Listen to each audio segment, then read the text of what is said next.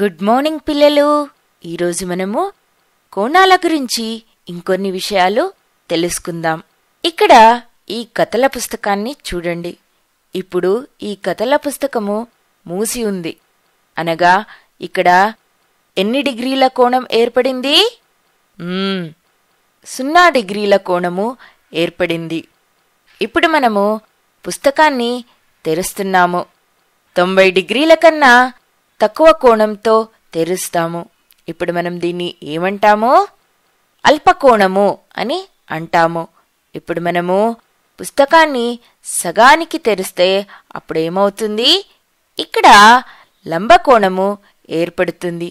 అనగా ఒక భుజము ఇంకో భుజానికి లంబంగా ఉంటుంది. ఇక్కడ 90 డిగ్రీల కోణం ఏర్పడింది అని చెప్పవచ్చు.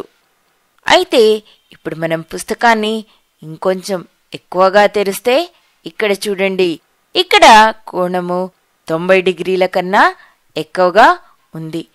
కాబట్టి మనం దీన్ని ఏమంటాము? అధిక కోణము అని అంటాము. చివరిగా ఇప్పుడు పుస్తకాన్ని పూర్తిగా తెరిచామనుకోండి, అప్పుడు ఏమవుతుంది? ఇది 180 డిగ్రీలు అవుతుంది. అనగా ఇప్పుడు మనం దీన్ని ఏమంటాము? సరళ కోణము అని అంటాము. ఇక్కడ మనకు సరళ రేఖ కన్నా ఎక్కువగా ఉన్న కోణాలు కూడా ఉన్నాయి. అనగా 180 డిగ్రీల కన్నా ఎక్కువ కోణం కూడా ఉంటుంది. ఇక్కడ చూడండి, ఒకవేళ కోణము 360 డిగ్రీలు అవుతే దాన్ని మనము సంపూర్ణ కోణము అని అంటాము. ఉదాహరణకి ఇక్కడ ఈ గడియారం చూడండి, ఇది ఒక పూర్తి వృత్తము. ఇక్కడ ఇది 1వ లంబకోణము, 2వ లంబకోణము, 3వ లంబకోణము, 4వ లంబకోణము. అనగా 90 × 4. 90 × 4 ఎంత అవుతుంది? 360. 360 డిగ్రీలనగా సంపూర్ణ కోణము. అర్థమైందా పిల్లలు? మనకు ఒక సరళ కోణం కన్నా కోణం ఎక్కువగా ఉంటే, అనగా 180 డిగ్రీల కన్నా ఎక్కువగా ఉంటే మనం దాన్ని పరావర్తన కోణము అని అంటాము. మనకు కోణాలు ప్రతి చోట ఏర్పడతాయి. ఉదాహరణకు ఏరోప్లేన్ ఎగిరేటప్పుడు ఇక్కడ ఒక కోణం ఏర్పడుతుంది. మరియు ఒక పడవ వెళ్తున్నప్పుడు అక్కడ కూడా ఒక కోణం ఏర్పడుతుంది. ఇక్కడ చూడండి, ఈ రెండిటిలోనూ భుజాలు దగ్గరగా ఉన్నాయి. లంబంగా ఉన్న భుజాల కన్నా దగ్గరగా ఉన్నాయి.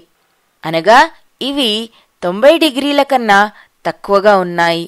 కాబట్టి మనం వీటిని ఏమంటాము? అల్పకోణాలు అని అంటాము.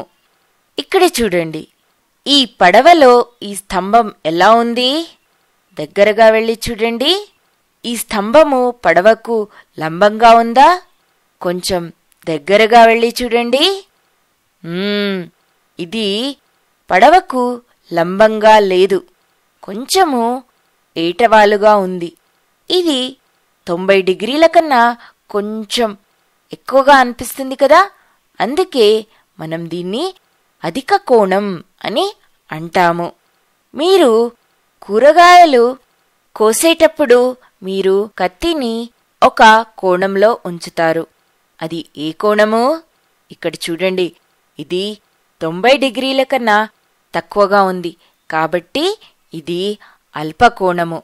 ఇక్కడ చూడండి, ఈ కార్డులను చూడండి. ఈ కార్డులతో మనము ఇల్లు చేసేటప్పుడు ఇవన్నీ ఒక నిర్ణీతమైన కోణంలో ఉంచబడతాయి. మీరు కూడా ఈ కార్డులతో ఇల్లు తయారు చేయడానికి చూడండి. ఒకవేళ మీ కోణం మారినట్టయితే అప్పుడు ఇల్లు తయారవ్వదు. అయితే ఇప్పుడు మనం కోణాలను ఎలా కొలవాలి? ఆ కోణం ఎంతో ఖచ్చితంగా ఇంతే కోణమని మనం ఎలా తెలుసుకోవాలి? అయితే మనం దానికి డి ఆకారంలో ఉన్న ఒక కోణమానిని ఉపయోగిస్తాము. మీరు మీ యొక్క రేఖాగణితపు బాక్స్లో అన్ని రకాలైన స్కేళ్లను చూసే ఉంటారు. దాంట్లో డి ఆకారంలో ఉంటుందే, దాన్నే మనము కోణమాని అని అంటాము. దాన్ని మనము కోణాలను కొలవడానికి ఉపయోగిస్తాము. చివరిగా ఒకసారి చెప్పాలంటే 0 నుండి 90 డిగ్రీల వరకు ఏర్పడే కోణాన్ని అల్పకోణమని అంటాము. మరియు 90 డిగ్రీలను మనము లంబకోణము అని అంటాము. 90 డిగ్రీల నుండి 180 డిగ్రీల వరకు ఉంటే అప్పుడు మనము దాన్ని అధిక కోణము అని అంటాము. 180 డిగ్రీలను మనము సరళ కోణము అని అంటాము. ఆ తర్వాత 180 డిగ్రీల కన్నా ఎక్కువగా ఉందనుకోండి, అనగా 180 డిగ్రీల నుండి 360 డిగ్రీల వరకు ఉండే కోణాన్ని మనము పరావర్తన కోణము అని అంటాము. తర్వాత 360 డిగ్రీల కోణాన్ని మనము సంపూర్ణ కోణము అని అంటాము. ఇక్కడ చూడండి, ఈ రైలు పట్టాన్ని చూడండి.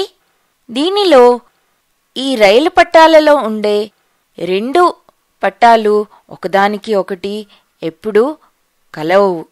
అనగా ఈ 2 పట్టాల మధ్యన దూరము సమానంగా ఉంటుంది. అయితే ఇలా ఉండే సరళ రేఖలు ఎప్పుడు కూడా కలవవు మరియు వాటి మధ్యన దూరం కూడా సమానంగా ఉంటుంది. ఇలాంటి రేఖలను మనం ఏమంటామంటే సమాంతర రేఖలు అని అంటాము. ఇక్కడ చూడండి, ఇవి కూడా ఎప్పుడూ కలవవు. వీటి మధ్యన దూరం కూడా ఎల్లప్పుడూ సమానంగానే ఉంటుంది. కాబట్టి మనం వీటిని కూడా సమాంతర రేఖలు అని అనవచ్చు. ఇప్పుడు వీటి మధ్యన ఎప్పుడు కూడా కోణం ఏర్పడదు. అయితే ఇప్పుడు అర్థమైంది కదా పిల్లలు, కోణాలనగా ఏంటో మరియు ఏ కోణము ఎలా ఏర్పడుతుందో. ఇప్పటికీ ఇంతే. బాయ్ బాయ్ పిల్లలు.